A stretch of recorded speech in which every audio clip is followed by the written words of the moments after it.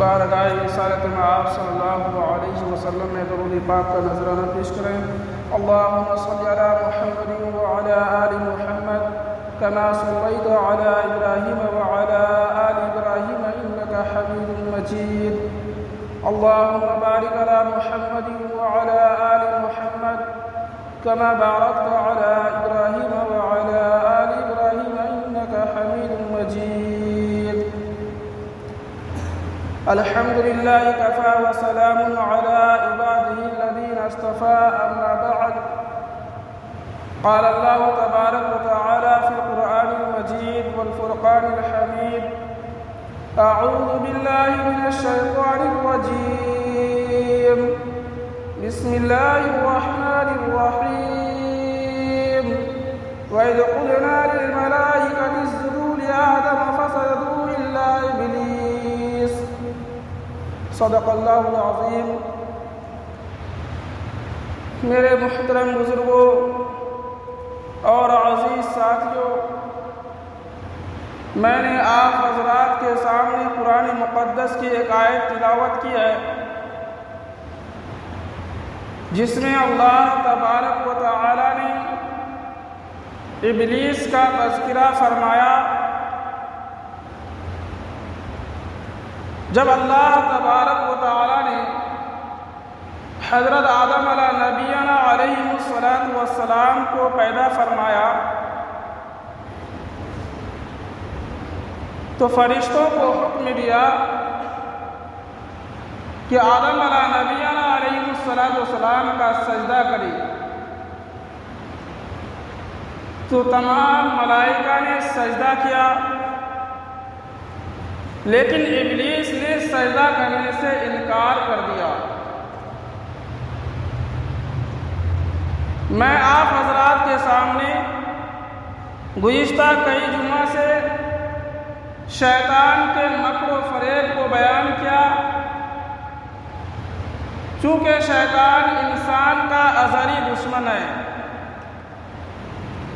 تو شیطان کے متعلق علم ہونا نہایت ضروری ہے۔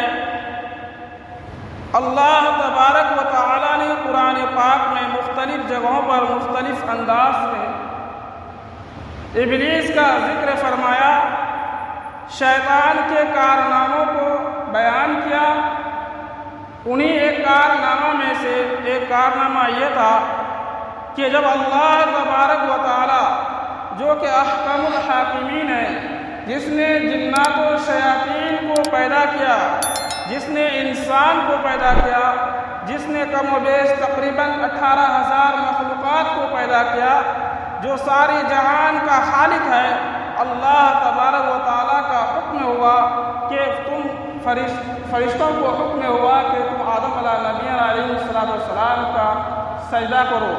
یہ یاد رکھنے کی بات ہے کہ یہ سجدہ تعظیمی تھا، نہ کہ سجدہ عبادت تھا۔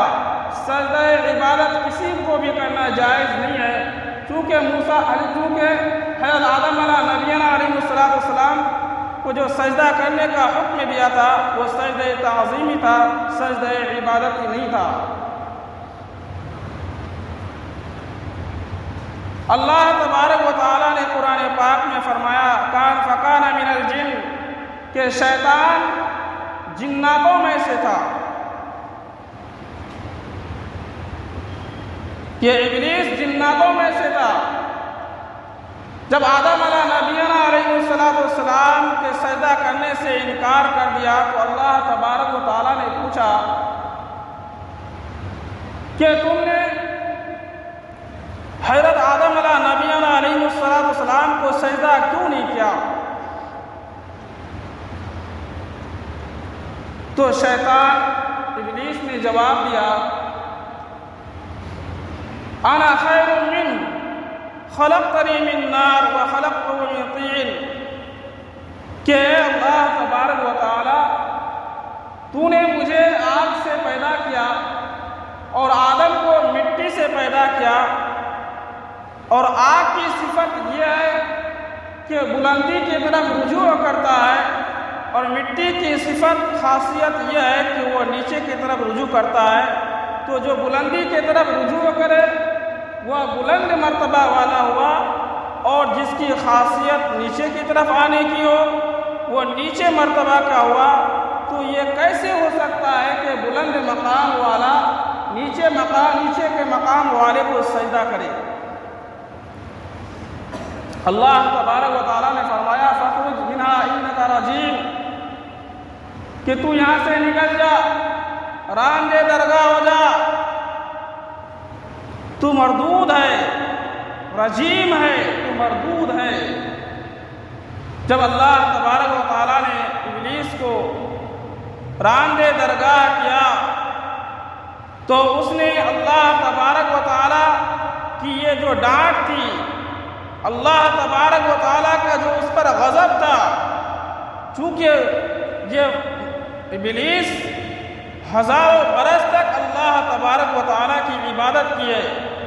روایت میں آتا ہے کہ آسمان میں کوئی جگہ ایسی نہیں جہاں پر ابلیس نے سجدہ نہ کیا ہو، زمین پر کوئی ایسی جگہ نہیں جہاں ابلیس نے سجدہ نہ کیا ہو۔ اس وجہ سے، اس کثرت عبادت کی وجہ سے ان کا لقب جو تھا طاؤس الملائکہ تھا، یعنی ملائکہ کا سردار، یہ ان کو لقب ملا تھا، طاؤس الملائکہ، ملائکہ کے سردار تھے۔ تو اللہ تبارک و تعالیٰ کی دو صفت، جو ایک قہاریت کا صفت اور دوسرا رحمت کا جو صفت ہے، وہ اس سے واقف تھا کہ اللہ تبارک و تعالیٰ سے یہ دو صفتیں کبھی جدا نہیں ہوتی ہے۔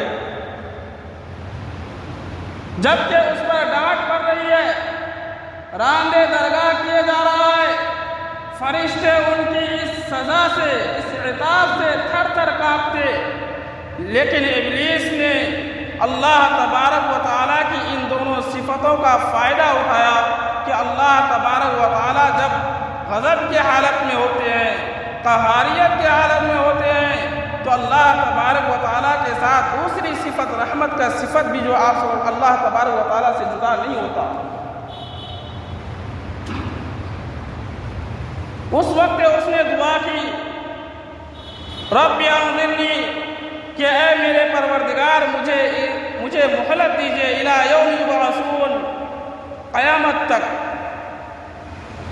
مجھے قیامت تک مہلت دیجئے۔ اللہ تبارک و تعالیٰ نے کہا کہ ٹھیک ہے، قال انک منظرین، ہم تم کو قیامت تک مہلت دیتے ہیں۔ اللہ تبارک و تعالیٰ سے یہ بھی دعا کی کہ اے اللہ تبارک و تعالیٰ مجھے آدم علیہ السلام کو ورغلانے کی پاداش میں آپ نے مجھے راندے درگاہ کیا ہے، مجھے اس بات کا اختیار دیجیے کہ میں آدم علیہ السلام اور اس کی اولاد کو گمراہ کروں۔ اللہ تبارک و تعالیٰ نے اس کی بھی اجازت مرحمت کر دی۔ اللہ تبارک و تعالیٰ نے فرمایا ان عبادی لیس لک علیہم سلطان، کہ جو میرا خاص بندہ ہوگا اس پر تمہارا بس نہیں چلے گا، تم اس کو گمراہ نہیں کر سکتے ہو۔ تو میرے محترم بزرگوں اور عزیز ساتھیوں، شیطان جو ہے یہ جنات میں سے ہے، یہ اس کی پہچان ہے، یہ اس کی آئیڈینٹی ہے کہ شیطان ابلیس جناتوں میں سے ہے۔ میرے محترم بزرگوں اور عزیز ساتھیوں، اللہ تبارک و تعالیٰ نے قرآن پاک کے اندر فرمایا ان الشیطان لکم عدو فاتخذوہ عدوا، کہ تم شیطان تمہارا دشمن ہے، لہذا تم بھی ان کو اپنا دشمن بنا کے رکھو۔ اللہ تبارک و تعالیٰ نے شیطان سے دشمنی کا ایک اچھوتا انداز ہمیں دیا ہے۔ اللہ تبارک و تعالیٰ نے قرآن پاک کے اندر فرمایا کہ تمہارے باپ حضرت آدم علیہ السلام کا یہ دشمن ہے۔ قرآن میں یہ کہا کہ تمہارے باپ کا دشمن ہے، آدم علیہ السلام کا تذکرہ نہیں کیا۔ اس کی وجہ یہ ہے کہ جب کسی سے یہ کہا جائے کہ فلاں شخص تمہارا باپ کا دشمن ہے، تو ان کی اولاد میں ایک طرف آتا ہے۔ ظاہری طور پر فطرت کا تقاضا ہے کہ اس پہ غصہ آئے، جلالی صفت اس پر غالب آ جائے۔ اللہ تبارک و تعالیٰ نے فرمایا کہ یہ تمہارے ماں باپ کا دشمن ہے اور تمہارے ماں باپ کے اس نے کپڑے اتروا دیے۔ حضرت آدم علیہ نبینا علیہ السلام اما حوا علیہ السلام جب جنت میں تھے تو لباس پہنے ہوئے تھے۔ اللہ تبارک و تعالیٰ نے ایک درخت کے پھل کھانے سے منع کیا تھا تو شیطان نے ان کو ورغلایا کہ اللہ تبارک و تعالیٰ کا حکم جو ہے اس خاص درخت سے کھانے کی منائی ہے، لہذا تم جس درخت کے پاس ہو اس درخت کے کھانے کی منائی ہے، لیکن جنت میں مختلف درخت ہیں، ایک ہی قسم کے کئی درخت ہیں، اس درخت کے علاوہ کسی بھی درخت سے کھا لو گے تو ابد الاباد یعنی ہمیشہ ہمیشہ کے لیے تم جنت میں رہو گے۔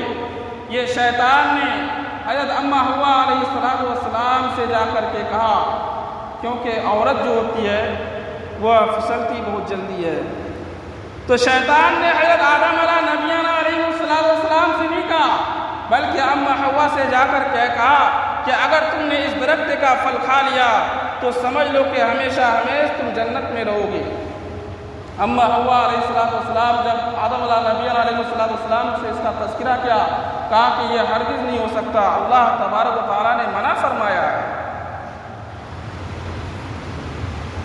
جب کوئی شخص قسم کھا کر کے کسی بات کو بیان کرتا ہے تو ایک انسان کا فطری تقاضا ہے کہ وہ اس کی باتوں میں آ جاتا ہے۔ اللہ تبارک و تعالیٰ نے قرآن پاک کے اندر فرمایا وقاسمہما کہ اس ابلیس نے، شیطان نے حضرت آدم علیہ نبینا علیہ السلام اور اما حوا علیہ السلام کے سامنے قسمیں کھا کھا کر کے بیان کرنے لگا۔ وقاسمہما اور ان دونوں کے سامنے قسمیں کھا کر کے بیان کرنے لگا۔ جب کوئی کہتا ہے کہ اللہ کی قسم یہ کام ایسا ہے، اللہ کی قسم یہ ایسا ہے، اللہ کی قسم یہ ایسا ہے، جب بار بار اللہ کی قسمیں کھائی جاتی ہیں تو اس کی بات پر اعتماد کیا جاتا ہے۔ تو ایسے ہی شیطان نے قسمیں کھا کھا کر کے دونوں کو ورغلایا۔ بالآخر اما حوا علیہ السلام کی بات میں حضرت آدم علیہ نبینا علیہ السلام دونوں جو ہیں اس درخت کے پھل کھا لیے۔ اللہ تبارک و تعالیٰ نے قرآن پاک کے اندر فرمایا وَلَمْ نَجِدْ لَهُ عَزْمًا کہ ہم نے ان دونوں کے اندر معصیت کی کوئی بھی چیز نہیں پائی، یعنی نہ تو اللہ تبارک و تعالیٰ کی اس نے حکم کے خلاف ورزی کی ہے، کیونکہ بشریت کا تقاضا یہ تھا کہ حضرت آدم علیہ نبینا علیہ السلام، چونکہ اللہ تبارک و تعالیٰ یہ فرماتے ہیں کہ ہم نے ان کے اندر معصیت کی کوئی چیز نہیں پائی، تو مطلب یہ ہوا کہ حضرت آدم علیہ نبینا علیہ السلام اور اما حوا علیہ السلام کے دل میں اللہ تبارک و تعالیٰ کے اس حکم کی جو منائی کا حکم تھا وہ اس وقت ان کے دل سے رفع ہو گیا تھا۔ جب یہ قرآن کہتا ہے کہ ہم نے معصیت نہیں پائی، لیکن ایک طرف یہ معلوم ہوتا ہے کہ شیطان نے وسوسہ ڈالا اور دونوں نے جو ہے اس درخت کے پھل کھائے اور ایک طرح کا خطا اجتہادی ہوا ہے، اور جب خطا اجتہادی ہوتا ہے تو اللہ تبارک و تعالیٰ نے فرمایا کہ اگر اس میں کوئی غلطی کر جاتا ہے تو ایک اجر ملتا ہے، لیکن وہ اگر اس میں صحیح ہو جاتا ہے، صحیح آتا ہے اور غلطی نہیں کرتا ہے تو ان کو دوہرا اجر ملتا ہے۔ تو حضرت آدم علیہ نبینا علیہ السلام معصوم تھے۔ میرے محترم بزرگوں اور عزیز ساتھیوں، یہ شیطان ہمارا دادا امجد حضرت آدم علیہ نبینا علیہ السلام کا دشمن تھا۔ اللہ تبارک و تعالیٰ نے فرمایا کہ شیطان میرا ذاتی دشمن ہے، اس لیے جب شیطان سے پناہ مانگو تو میری جو ذاتی جو صفت ہے اس کے ذریعہ سے پناہ مانگو۔ اللہ تبارک و تعالیٰ نے فرمایا فاستعذ باللہ من الشیطان الرجیم کہ جب شیطان رجیم سے پناہ مانگو تو کیا کہو اعوذ باللہ من الشیطان الرجیم۔ اس میں دیکھو غور کرو، اللہ تبارک و تعالیٰ نے رحمان نہیں فرمایا، اللہ تبارک و تعالیٰ نے رحیم نہیں فرمایا، اللہ تبارک و تعالیٰ نے غفار نہیں فرمایا، اللہ تبارک و تعالیٰ نے ستار نہیں فرمایا، اللہ تبارک و تعالیٰ نے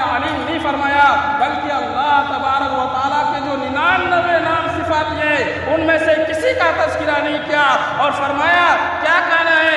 اللہ کا جو ذاتی نام ہے، کیا نام ہے؟ اللہ کا جو لفظ ہے یہ اللہ تبارک و تعالیٰ کا ذاتی نام ہے، اور اللہ تبارک و تعالیٰ نے فرمایا کہ شیطان میرا ذاتی دشمن ہے، اس لیے تم میری ذات سے جو ہے پناہ مانگو، میری ذات کا جو نام ہے اس نام سے پناہ مانگو، میں تمہیں پناہ عطا کروں گا۔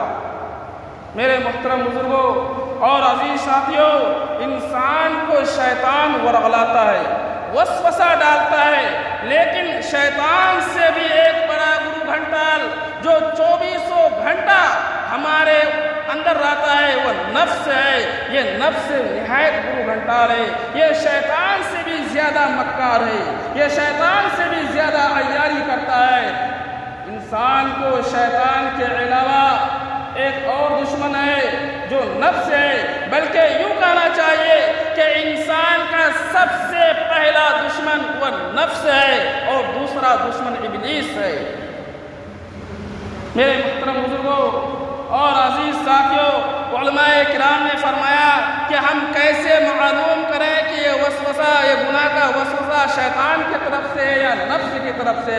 روایت میں آتا ہے کہ اللہ کے نبی صلی اللہ علیہ وسلم نے فرمایا جب تمہارے دل میں کوئی گناہ کا کام ہو، گناہ کا کام آئے تو فوراً اعوذ باللہ من الشیطان الرجیم پڑھ لیا کرو۔ اگر اس کے پڑھنے کی وجہ سے وہ برا خیال، وہ برا گناہ تمہارے دل سے نکل جاتا ہے تو سمجھ لو کہ یہ شیطان کے طرف سے ہے، اگر نہیں نکلتا ہے پھر سمجھ لو کہ تمہارا سب سے بڑا دشمن، سب سے پہلا دشمن نفس ہے، یہ نفس کی طرف سے ہے۔ میرے محترم بزرگوں اور عزیز ساتھیوں، ایک واقعہ سنا کر میں اپنی بات کو ختم کرتا ہوں۔ یہ شیطان نے اعمال کو مزین کر کے پیش کیا۔ شیطان کی کوشش یہ ہوتی ہے کہ شیطان جو ہے انسان کو بڑے کام سے ہٹا کر چھوٹے کام میں لگا دیتا ہے، یہ بھی شیطان کا ایک حربہ ہے۔ میں ایک مثال دیتا ہوں کہ شیطان انسان کو بہت زیادہ نیکی والے کام سے ہٹا کر بہت کم نیکی والے کام میں لگا دیتا ہے، یہ بھی ایک شیطان کا مکر ہے۔ ایک مرتبہ ایک عابد تھا، بزرگ تھا، تہجد کا عمل ہمیشہ ان کی زندگی میں رہا، ہمیشہ تہجد کی نماز پڑھتا تھا۔ ایک مرتبہ تھکاون کی وجہ سے، محنت زیادہ کرنے کی وجہ سے رات میں آنکھ لگ گئی، تہجد کی نماز قضا ہو گئی۔ صبح اٹھا، اٹھنے کے بعد اللہ تبارک و تعالیٰ کے سامنے ہاتھ پھیلا کر آوازاری کیا، گڑ گڑایا، خوب رویا، خوب آنسو بہایا۔ اللہ تبارک و تعالیٰ نے اس کے آنسو بہانے کی وجہ سے اتنا ثواب ان کو مرحمت فرمایا کہ پورے سال اگر تہجد کی نماز پڑھتا پھر بھی اتنا ثواب ان کو نہیں مل پاتا۔ ایسے ہی ایک مرتبہ پھر آنکھ لگ گئی، شیطان آیا اور اس بزرگ کا پیر دبا کر کے ان کو جگا دیا، اور وقت نکلنے ہی والا تھا کہ اس کو جگا دیا۔